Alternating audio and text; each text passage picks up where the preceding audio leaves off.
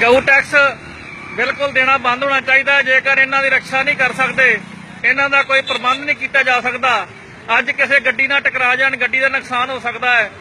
ਔਰ ਜੇ ਕਿਸੇ ਬੱਚੇ ਨੂੰ ਜਾਂ ਸਕੂਟਰ ਦੇ ਵਿੱਚ ਜਾ ਕੇ ਵੱਜ ਗਏ ਤਾਂ ਬਹੁਤ ਦੇਖੋ ਦੇਖੋ ਦੇਖੋ ਕਿਸੇ ਦਾ ਦੱਸ ਸਕਦੇ ਕਿਹੋ ਜਿਹਾ ਹੋ ਗਿਆ ਦੇਖੋ ਤੁਹਾਡੇ ਸਾਹਮਣੇ। ਬਚਾਓ ਬੰਦੇ ਨੂੰ, ਬੰਦਾ ਬਚਾਓ, ਜਾਓ ਬਚਾਓ ਇਹਨੂੰ।